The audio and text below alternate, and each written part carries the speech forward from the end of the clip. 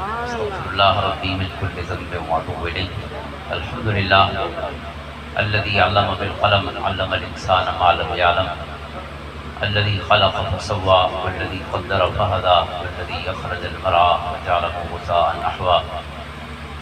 الذي أرسل رسوله بالهدى ودين الحق ليظهره على الدين كله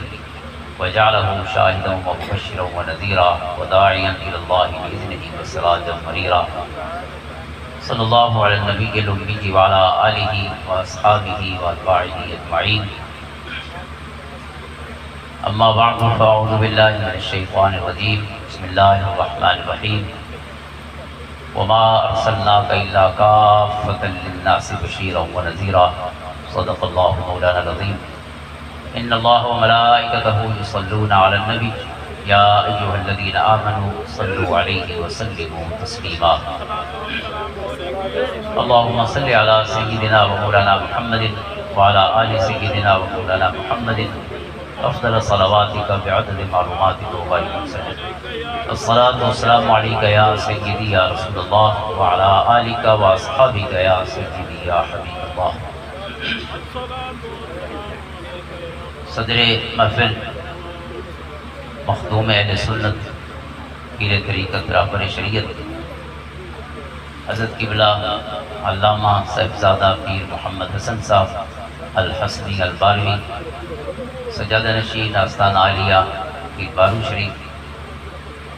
اسٹیج پہ تشریف فرما جملہ مشائخ اعظام، دیگر شہزادگان دربار عالیہ، حضرات علماء کرام،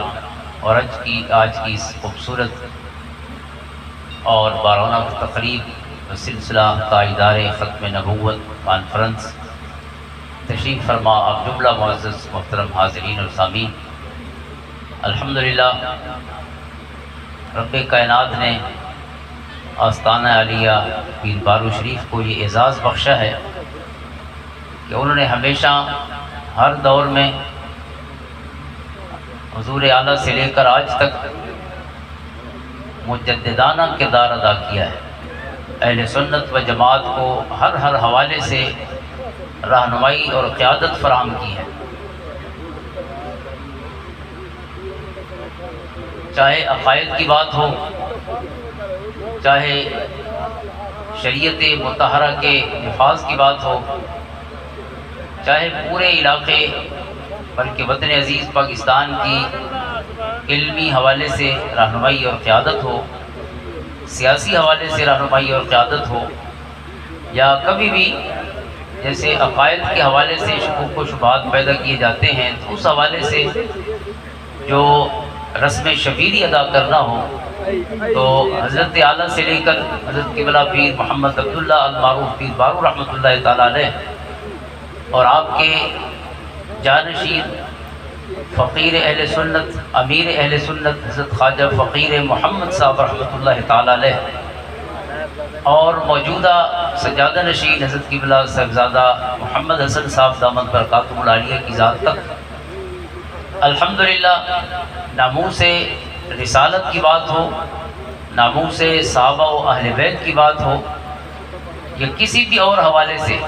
یہ سلسلہ الحمدللہ 14 صدیوں میں اللہ تعالیٰ نے ہمارے ہی اسلاف کو یہ سعادت بخشی ہے، جس کے لیے آقا کریم علیہ السلام نے یہ ارشاد فرمایا تھا کہ ہر صدی کے شروع میں کم سے کم ایک ایسا شخص اور زیادہ سے زیادہ کی کوئی حد نہیں میری امت میں آتا رہے گا کہ اگر کوئی طالع آزمال ہو اس دین میں جو دین مستقیم ہے، صراط مستقیم ہے، اور جو ہر حوالے سے روشن اور منور ہے، جس میں کوئی کمی کجی نہیں ہے، جس میں اعتدال ہے، جس میں انتہا پسندی نہیں ہے، اس معتدل اور ہمیشہ اور ہر دور میں قابل عمل دین میں جو رخنہ ڈالنے کی کوشش کریں گے تو رب کائنات ہمیشہ ایسے مجاہد پیدا کرے گا کہ جو اٹھیں گے